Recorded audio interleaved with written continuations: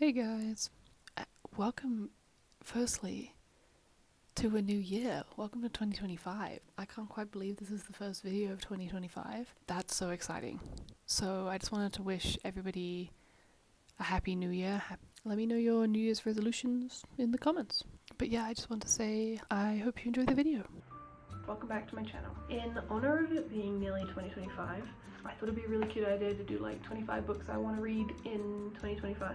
I am like an avid reader, but I'm not a reader like who reads books that have newly come out. I see all these people who've got like books that have come out recently and I will have not read them. So this is not going to be like books that have come out in 2025, or these are not books that are new, but they are books that I want to read in 2025. I've got a list. The first 9 are like kind of books that I would already read, like fantasy, kind of epic adventure, those kind of books, because those are the books I already read. Like they're the ones I know that I enjoy, and those are the ones that I reach for the most. But it's been my like kind of journey in the past couple of years to kind of try and reach for books that I wouldn't usually go for, like memoirs or fiction, or I feel like this is, you know, just not the books that I would usually go for. The other ones from like 10 downwards are all books that I probably wouldn't pick up otherwise unless I like made an actual effort to read them and like pick up those kind of books. And also they are entertaining. I do enjoy them. They're just not the books that I usually go for. These are like 25 books that I want to make an effort to like try and at least read next year. The first one is actually more than one book. It's the Poppy War series. I've been seeing so many TikToks of the main characters. Most of these books I know nothing about. I've seen a lot of people talk about how good the books are, and I really do think that the kind of book that I would really enjoy. I've never got around to reading them.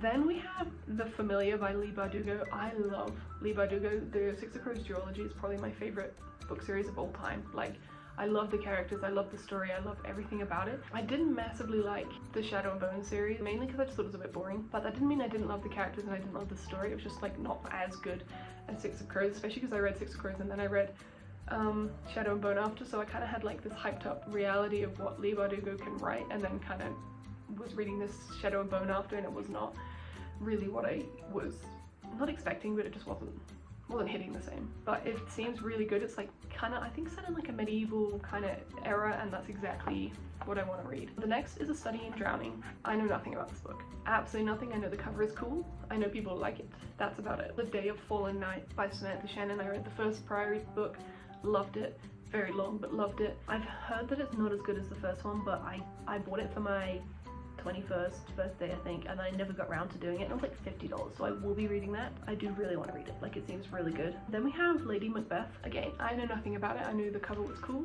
I knew people were talking about it. That was it. Ninth House, again by Leigh Bardugo. Looks cool, sounds good. I love Leigh Bardugo. I think it would just be a really good book that I would enjoy. The Shadow Cabinet.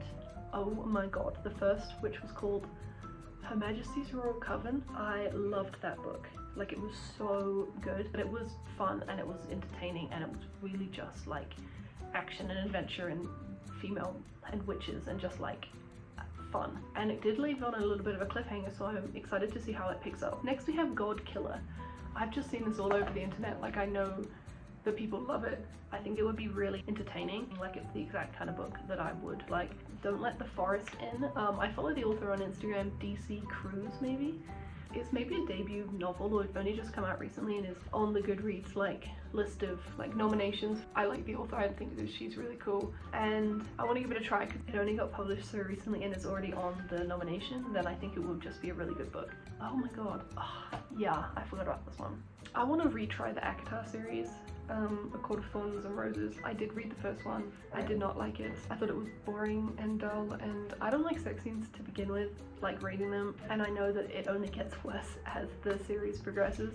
I really just didn't enjoy it, but I know so many people have enjoyed it, and the last book, don't know what it's called, is one of the most highly rated books on Goodreads, so I think I just want to give it another try. Maybe even just to kind of say that I've read it.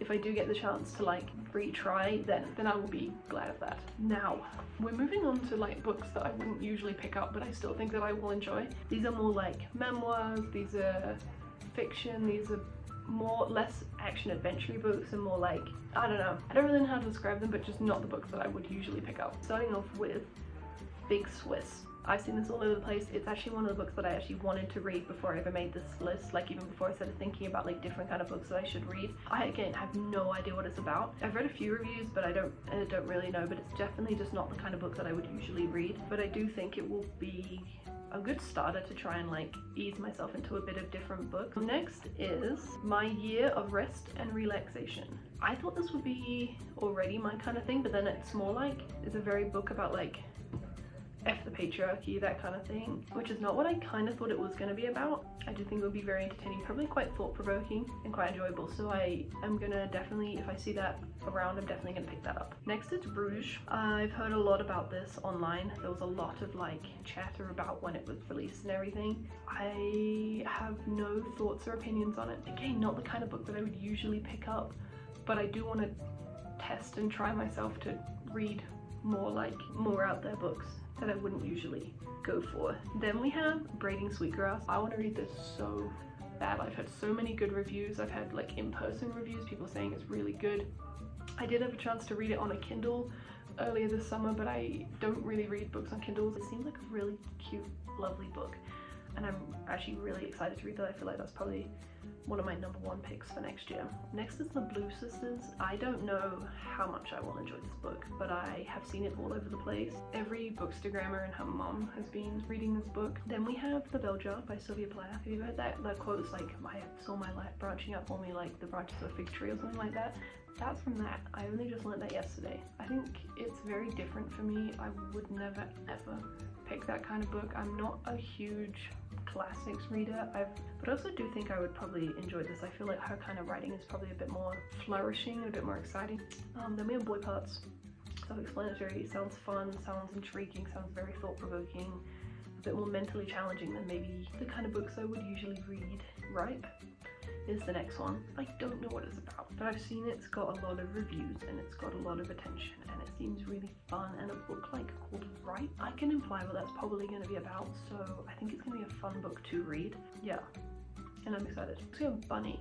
You've seen it everywhere. Bunny is everywhere. You can't get away from this book, and I haven't read it and I feel like I should. I've heard that it's a bit fucked up. I've heard that it's insane and it's got like a lot of, it's just a bit crazy. Perfect. That's the exact kind of book I want to be reading at the moment, just something a bit edgy and fun. And I think it's a little pink book, and I am an absolute sucker for a bright pink book. Then we have It's Not Hysteria. I am very excited for this one. I want some feminist, I want some fuck you kind of book. Yeah, it seems really good, very like fun, and like I'm hoping it's gonna like definitely delve into the history of hysteria and those poor women who got like fucking lobotomized because they basically had thoughts and got depressed after giving birth. I'm really hoping that this is going to be everything that I want. Then we have, weirdly, okay, to be completely fair, I got a lot of these from the Goodreads, especially the ones that I wouldn't usually read. I got a lot of these from the Goodreads awards nomination like list. And this was on there, it was The Backyard Bird Chronicles. Definitely not something I would read. Not at all. Does it sound really fun and interesting and like just different? Yes. And will I, if I see it, be picking it up? Absolutely. Because whilst I know nothing about birds, I'm not a, well, ornithologist is somebody who studies birds, but I don't know about like bird watcher. I feel like I want to have books that like expand my mind and like inform me about things. And I just finished university in February this year, and I want to like, you know, continue my learning journey even if I'm not paying thousands of dollars a month to do that. I think my way of doing that will be through reading, you know, informative books that I wouldn't usually read. This one and also the Braiding Sweetgrass book are going to be like books that kind of like inform me and like I can learn through it, whilst also having a good time. And I think those specifically ones where I can still learn and enjoy myself are the exact kind of books that I want to read. Then we have Sociopath, a memoir. I read the synopsis for this. It's about a sociopath who had no idea what was wrong with her. Like, she was like, I don't know what's, you know, I'm different from all my peers. I'm different from, I don't feel anything, and I don't like that I don't feel anything, and I don't like that I'm different. This is a memoir of somebody from 200 years ago. I think it's so unique and so different. Then we have, this is I'm not sure if it's a memoir or if it's just like a story about someone, but it's called Wanted, a Toddler's Personal Assistant, and it's like a story of the personal assistants of like the millionaires and billionaires, and I think that's actually really cool. Second to last, we have The Other Valley. literally no idea what this is about. It just seemed cool. I read the synopsis on the Goodreads nominees. I read this last night. When I compiled this list, and I don't remember what it's about. And last but not least, this is a book that I desperately want to read, is The House of Hidden Meaning, which is RuPaul's memoir, because I love RuPaul. I have watched every RuPaul's Drag Race that is on my Netflix to be like available. I think his life is so interesting and that's so cool, and I definitely want to know more about like him as a person, and I think it will be a really good read.